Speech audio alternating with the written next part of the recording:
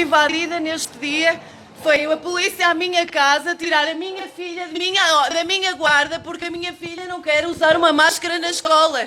Isto acabou de acontecer. A minha filha foi raptada por esta força policial que cumpre ordens para uma ditadura e rouba filhos às mães.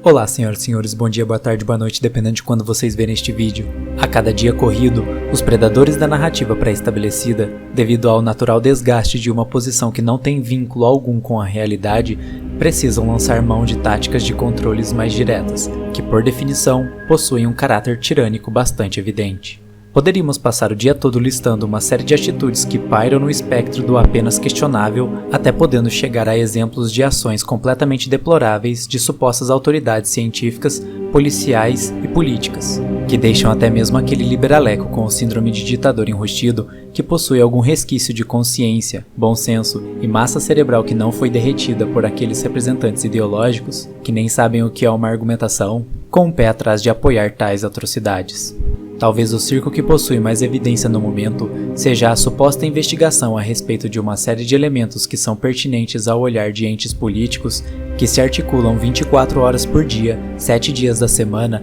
para aproximarem suas presas peçonhentas na jugular da pessoa inocente comum, que de longe é a verdadeira vítima mais afetada, não apenas pelo vírus em questão, mas principalmente pela disputa política, pelo banquinho de parasita com o maior documento e influência. Se delimitarmos apenas 2 depoimentos dessa tal investigação, podemos observar um massivo contraste no tratamento, incisão e nível de questionamento realizado entre os médicos ou cientistas, favoráveis ou não a certos medicamentos causadores da síndrome de Voldemort, principalmente aqui no nosso querido YouTube. Essa diferença geral no tratamento apenas sinaliza uma clara e óbvia evidência de que aqueles que comandam a suposta investigação possuem, no mínimo para não dizer mais, um grande comprometimento na sua capacidade de comandar, investigar e concluir com qualidade e sem inclinações indevidas as verdades importantes que, pelo que qualquer pessoa minimamente sensata e com um nível intelectual ao patamar do completo embotamento ligeiro, consegue perceber com muita facilidade.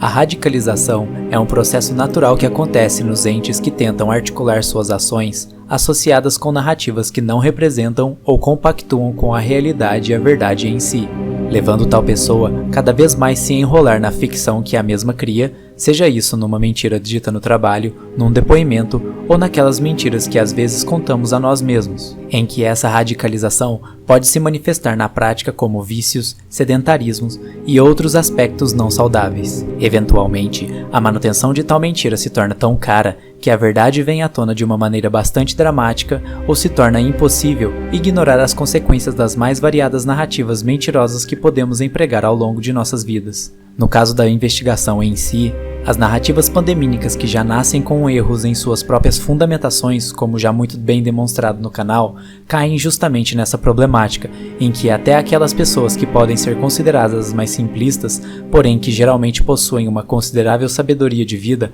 conseguem identificar facilmente a podridão do ato político. O que acaba restando é o seguidor hardcore dos vários espectros de parasitismo que vemos por aí. Muitos desses inclusive que podem estar se beneficiando por conta de todo esse sofrimento e caos, que poderiam ser evitados em primeiro lugar, seguindo aquilo que de fato fundamenta a ciência, epidemiologia e bioestatística. Além do tratamento em si, podemos observar a falta de profundidade em vários questionamentos, onde raramente vemos questões vinculadas a posologias, threshold tóxicos, discussões sobre curvas comportamentais ou elementos técnicos mais específicos, mostrando novamente para qualquer pessoa minimamente sensata a natureza política de toda essa dinâmica ridícula. Entretanto, como eu comento de vez em quando aqui no canal, às vezes aparecem algumas ocorrências que passam de qualquer limite, ou na verdade, que são executadas sem a mínima cortina de fumaça ou disfarce da sua natureza vilânica. Como por exemplo, políticos que alguns meses atrás tentaram dificultar a vida de quem faz caridade para os mais necessitados, fiscalizadores de festa alheia, prisões de pessoas completamente pacíficas e inocentes por conta de leis absurdas que não passaram por um crivo científico genuíno, e a bola da vez que acaba ocupando uma alta classificação no ranking de tiranetes da pandemia foi a ocorrência em que uma mulher em Portugal, além de ter tido sua vida piorada pela imposição de pseudo-estratégias sanitárias, teve a guarda de sua filha retirada de seu poder, pois a criança não queria usar máscara em ambiente escolar. Após todo o problema causado pelo Estado devido às medidas sem fundamento empregadas, que prejudicaram principalmente o pobre, os entes inocentes são obrigados a arcarem com as consequências de tais estratégias, assim como sofrerem por não corroborarem com as ordens do regime vigente. A posição do canal é bastante categórica a respeito do uso de máscaras. Deixarei na descrição vídeos em que explico as problemáticas envolvidas em se assumir consequências lineares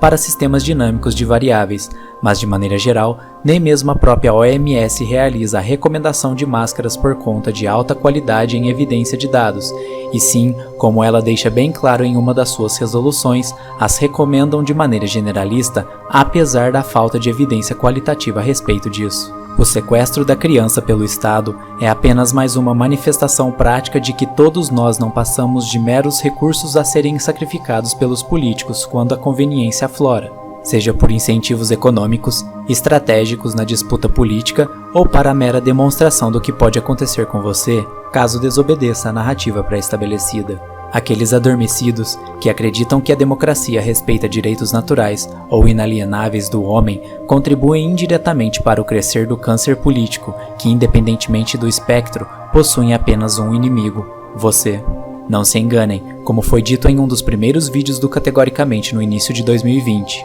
a cada perda de liberdade, por menor que seja, a besta sedenta e insaciável sempre tentará consumir tudo aquilo no seu caminho, assim como uma praga em uma lavoura ou um câncer maligno que se expande rapidamente em busca de recursos, eventualmente matando o próprio organismo que o sustenta. Se a reflexão trouxe algo de positivo, deixe seu like, compartilhe os vídeos do canal e comente bastante para ajudar no engajamento. Obrigado pessoal e fiquem bem.